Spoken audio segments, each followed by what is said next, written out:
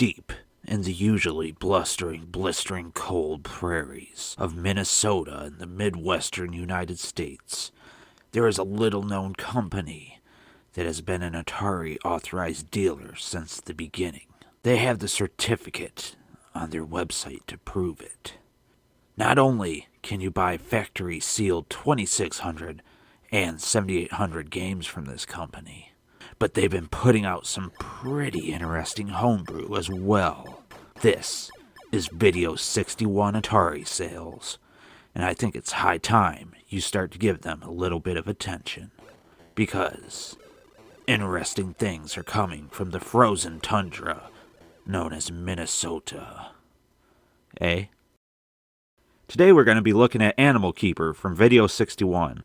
It's a game that's very clearly and heavily inspired by Taito's arcade classic, Zookeeper. Zookeeper was always a wild game that looks easy on paper, but runs like a fever dream in practice. So porting it to the Atari 7800 had to have been no easy task. But remember kids, this isn't just a port, this is a reimagining of sorts. So if you like Zookeeper, you'll probably like Animal Keeper. But there are some pretty big differences. With that said, let's forget about Zookeeper for a bit and take a closer look at Animal Keeper and what it has to offer Pro System fans. In Animal Keeper, you take on a job at an absolutely terrible and dilapidated zoo where the animals can break out of their cage on a whim. Your job is essentially to rebuild the habitats, but beware, the wildlife tears it down just as fast as you can build it. That's the story, and it works. It perfectly explains what you're doing. You don't have to spread mortar and lay bricks, however. You're lucky enough to have feet that can do it all just by stepping over broken pieces of wall. Amazing stuff. Graphically, the game is, well, it's not great. Usually in Animal Keeper, the colors are pretty good, but there are some cases where the developer used colors that don't really show up well on my TV. And the character sprites and the animals look kind of derpy in my opinion. Honestly, the best thing graphically is the ambulance that barrels through to save you should you be mauled by a tiger or a penguin? Yeah, a penguin. It has notes of Madden 1993, I believe, and I love it. The sound is there, and it's pretty forgettable once you shut off the system. There is no additional sound chip like Pokey or the Yamaha chip, so everything is done by the TIA here. The title screen music isn't offensive, and the sound effects of fixing the enclosure should be annoying by all means, but they really aren't. I think he did pretty good on the sounds, especially considering what he had to work with. But don't count on remembering much of it once you shut off the system. Well, except for the ambulance siren. Man, I love that ambulance.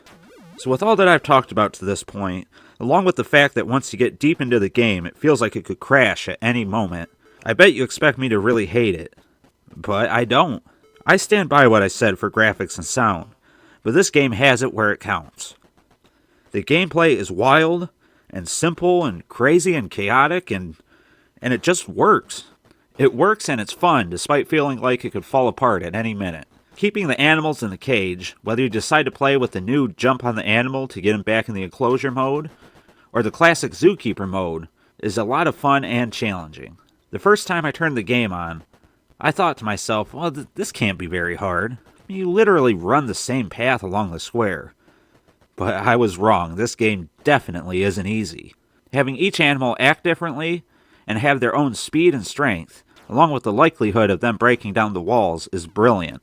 In this sense, I find that the faster enemies are much harder to deal with than, say, the stronger ones.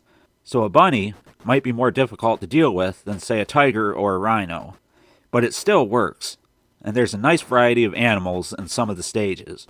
So I guess what I'm trying to say is, this game is greater than the sum of its parts. That being said, the game is light on options. As I said, you can choose to play by the developer's new rules, where if you jump on top of an animal, it goes back into the enclosure. Or you can play by the classic Zookeeper rules, where you have to acquire a net first, and you only get points for jumping over an animal. But regardless, it doesn't completely adhere to Zookeeper's gameplay rules, no matter which mode you choose. The walls have a set thickness, so you can't make them so crazy wide that you can't lose. Again, this helps keep the gameplay fast-paced and chaotic, in the best sort of way. But the game could have really done with a difficulty setting, or maybe the ability to turn on or off the platforming bonus stages. Oh boy, and those platforming bonus stages. Those are probably the least pretty thing in this game, as you have to climb ladders and avoid wild animals to save your girlfriend. It works to help break up the eventual monotony of the game, but I think some people would rather just avoid these bonus stages altogether. Overall, they aren't horrible, but they control really fast and loose, and I never really felt like I had complete control over them. So, what score do we give a game like Animal Keeper? Well, on the positive side, you have great chaotic gameplay, excellent challenge, and a ton of animals with different behaviors and stats, along with the option to play in the original developer's mode or adhere to the Zookeeper rules. But the negatives are the derpy graphics, the unmemorable sound, the platforming stages feeling a bit too loose, and if I'm honest, you'll eventually get tired of doing the same thing over and over again, although it's going to take longer than you might think. So, again, what score do we give Animal Keeper? Like I said, its sum is greater than its parts, and for that reason I recommend it for most. I'm going to give Animal Keeper by Video61 3 Pro-Line controllers out of 5. Okay guys, are you going to pick up Animal Keeper on the Atari 7800?